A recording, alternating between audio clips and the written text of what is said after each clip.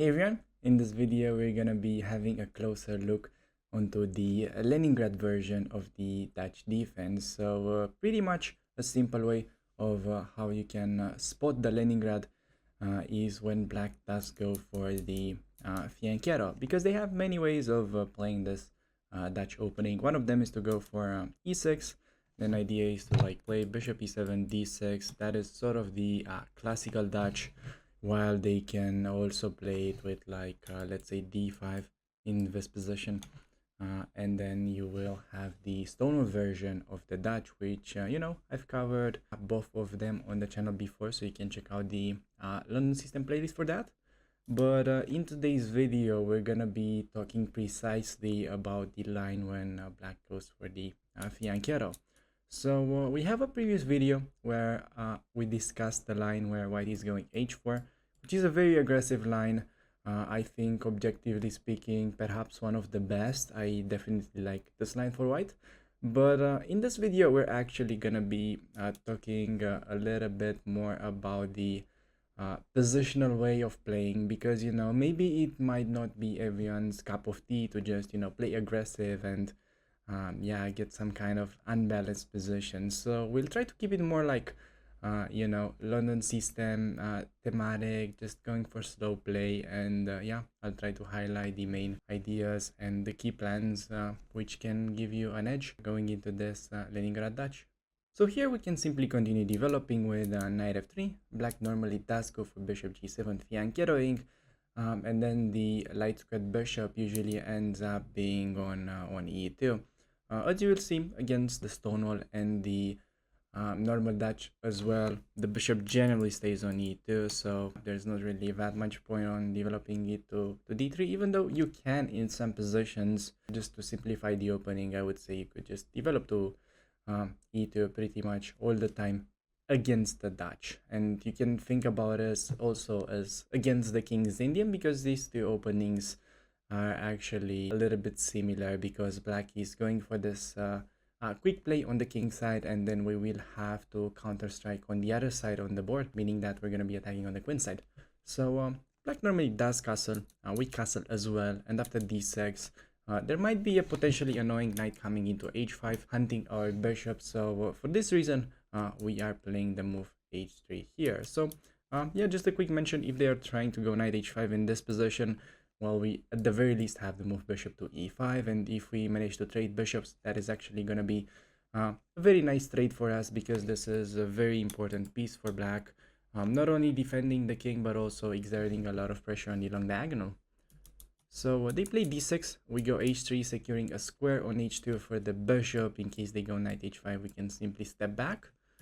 And now black usually goes for something like queen e8. The move order can differ, but the main tabia of these positions is after queen e8, we do play the move c4, and this is quite important because as a London player, you are pretty used of just pushing this pawn to c3 and pretty much doing this on autopilot in every single one of your games. But precisely against the Dutch, it's just much better to play c4, because in the future you will see that we have this kind of plans of going knight c3 and then b4 c5, just putting a lot of pressure on the enemy queen side. So I mean, c3 is like an okay move, but c4 is just way better here. So after c4, black normally plays knight d7, we go knight c3, and normally they end up playing this c6 move, and this is pretty much the main position. This is where the theory really starts. This has been, and you may be wondering, but does black have to play this c6 move, because it looks like they can also go e5 immediately? And c6 is actually transposing to the main theoretical position, but they can also try e5 in this position, but it doesn't really change all that much, since black might have to play c6 anyways after the move bishop to h2, because there's like a big threat of going knight b5 in this position. And when they go c6, we can play queen d6, but we will discuss about these lines a little bit later into the video. And if they perhaps try to deviate and play like a6, well, another powerful idea in this position that you can go for is just to play knight d5, hitting the pawn on c7. And if they take the knight, you don't take with a queen, even though that may look quite tempting because it comes with a check, but you take with a pawn. And the idea is now we have created a backward pawn on c7 that we can target with the rook, and this position is simply much better for white. So if you go back a bit, as I was saying, after knight c3 they normally play c6, and now we have a very standard move for the London, and here it really makes like a lot of sense because black is preparing to push e5 anyways. So we do go for this bishop to h2, kind of prophylactical move, and in this position black has many ideas. I would say three main plans are going e5, playing knight e4, or doing what Chigaev did in the game that we will be analyzing into this video, which is king h8, which is again like a pretty common move, sort of prophylactical. So for example, if they start with knight e4, well, here I would go with this version, just trying to simplify. Like, yes, you can play rook c1, you could do many things, but I think easiest would be to, yeah, just take that knight and then play knight to d2, hitting the weak pawn on e4. And usually they will defend with like knight f6, but after queen c2, black has a serious issue with defending this pawn on e4, and the most natural move, which would be bishop to f5 defending it, simply runs into g4, and now the bishop has to go back. Don't be scared that, you know, the king is like a little bit weakened for the time being, because yeah, I mean, the fact that we win a free pawn, it's literally way more important, and there's like no way for black to take advantage of this, you know, a little bit of an overextended pawn. So after queen c2, they can actually also defend with d5, as you may have noticed, but again, white is just having a much better position because we can take and then play the simple looking queen b3. And again, we have a very nice positional threat of going rook c1, rook c7 if black does not do anything. And in this position, like they should play the move e6, defending the pawn, and then we can go for the idea that I just mentioned. But how about they actually continue going for the kingside play with like g5? Then we actually get a very nice thematical trick, which by the way, you can pause the video, try to find it on your own, because white now has a very cute combination to yeah, win the game, which is to simply take the pawn on e4. Notice that the pawn is pinned, and the only move would be to take with a knight, but then we can actually collect the pawn on d5. And then the knight on e4 remains undefended. We can literally take it on the next move, and yeah, white is just simply up 2 pawns and black is having no attack. So if we go back on move 10, instead of knight e4, black would also go for pushing e5 immediately. And again, you could do many things. You can turn on the engine in this type of positions. You will see that white is slightly better no matter what he plays, but could get like really tricky if you don't know what you're doing. So I think easiest way to play here would be to take on e5 first and then go queen d6. Pawn on e5 is now hanging, so they have to advance it with e4. But now we can just go knight to d4, and after queen f7, the interesting part is that the queen first goes back, playing queen a3, and then we have a very simple plan of going b4, playing c5 first, and then advancing with b5. And it just looks like white's play is way quicker on the queen side, while black is really not gonna go very far with his kingside play, because imagine going like g5 would already drop the pawn on f5. So yeah, black took a little bit of space, but the attack has been stopped for the moment, and I think white is better in these positions.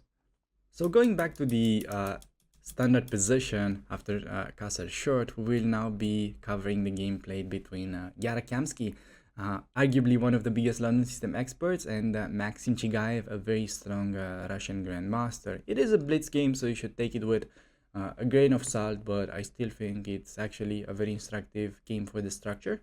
And white now continued with b4, which is really one of the key ideas going into this Dutch defense, because as we said earlier into the video, black is attacking on the king side, and we do have to attack on the other side of the board.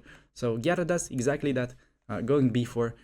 White has two ideas generally while playing this move. One of them is to like go c5, and the other one is to go like b5. I think both of them are quite dangerous for black. So let's see how the game goes. We have e5 by black, and now queen goes into b3, which is actually like a very natural move, and I totally understand where this is coming from, but I'm still debating whether placing the queen to c2 was better, trying to, you know, sort of prevent black from going h6 g5, because then the pawn on f5 would be like a constant weakness. So perhaps maybe queen c2 is like a little bit better. I'm still trying to understand the small nuances into the position, but if you play like queen b3, I mean, that is totally fine move. and I also like what Gara did in the game. So black went h6, just preparing to generate the typical play for the Dutch. And now you also see that, well, king h8 was sort of a preventive move against queen b3. So perhaps even for that reason, queen c2 makes more sense, because queen b3 does not really come with a threat of going c5 with check, if you think about it this way. So now we have rook a to d1 centralizing, and after g5, I noticed a very human reaction by Gara here, which I sort of liked. He took on e5, and after pawn takes, he went knight to d2. And this might look a little bit odd, like just retreating with the knight, but if you actually understand his plan, it's actually very logical. The idea is to go c5, then this knight is coming into c4, and then the idea is to advance even further to this weak square on d6. And once the knight will actually reach the square on d6, then it's going to be like really painful for black to deal with. And black is in big danger at this moment. They need to come up with a very concrete plan. In the game, Chigaev went for e4, but perhaps it would have been better to try to shut down the bishop on h2 with f4. But this is actually not as bad as it may look at first, because white now has the e4 square for the knight. And after the knight trades and knight f6, well, now the knight actually gets into d6. And as we've discussed it, this is quite a big achievement. It's also hitting the queen, and after queen e7, we can play c5. If black develops the bishop to e6, well, we can simply play bishop to c4. And after the bishop trade, yeah, I feel like white is just much better. Even though our bishop on h2 is sort of blocked by the pawn on f4, I think we have very easy play. Just imagine we can play rook e1 and then take on e5, completely opening up the position, and black's center will simply collapse. And besides that, we can also push on the queen side with a4 and then b5. And I feel like white is just much better. But in the game, we see Chigaev going for the move e4, which is also very natural, just trying to get a knight into e5, further activating. We see c5 by Gara being very consequent with his plan. And after knight e5, we see knight c4 going for a trade of knights here. Instead of taking on c4, the computer finds this kind of tricky idea, going bishop to e6, which, you know, from a human perspective, it looks like it's plundering the knight on e5, but black has a small tactical trick that they can take on c4. But even in these positions, I feel like white should be still much better. After like queen e5, we can reroute the knight by going knight e2. And I thought it's like really useful to see that black's attack is not really going anywhere in these positions after f4 because of rook d6. We already have a very annoying threat of going rook to e6, and on f3 we can simply play knight g3. Rook e6 is like a bit stronger, but I think knight g3 is more instructive, because after takes on g2, we can simply let that pawn stay on g2 by playing rook d1. And yeah, I think we have a very nice position here after like rook e8, trying to stop rook e6. Can play bishop f7 and then rook d8. Obviously, black can't take the bishop because we can simply take it because of the pin. And at this point, I mean, just imagine, black can try like g4, but we can play h4.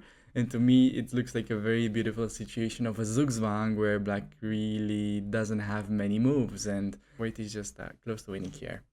So instead of going for the surprising bishop to e6 move, in the game Chigaev went for something more normal, I would say. He simply took on c4, and after bishop takes on c4, white has a huge threat of going bishop to d6, which will literally trap black's rook. So for this reason, black tried to go for this kind of surprising initiative on the king side by going f4.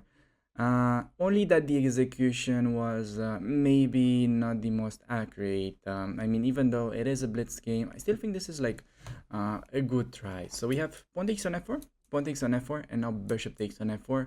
And here, I think black missed a good chance for a blitz game. I mean, sure, white is still like winning with precise play, but I think in the blitz game, it would have been yeah, really effective to try out this bishop takes on h3 idea, with the point that if white goes for the simple pawn takes, then after knight h5, rook is coming into f3, and black actually has a lot of threats and a lot of chances to get a successful attack.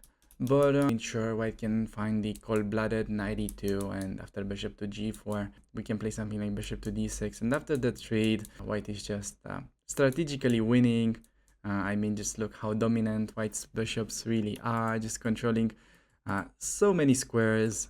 Black's pieces are simply tied down, and we can play something like rook e1, queen h3 next. And another idea that I like is to rook lift to g3, and black is pretty much defenseless against white's play. But in the game, we do see the move queen to g6, threatening to take on h3 because the pawn is pinned, but white simply plays knight e2, defending that pawn and also preparing to bring the queen over.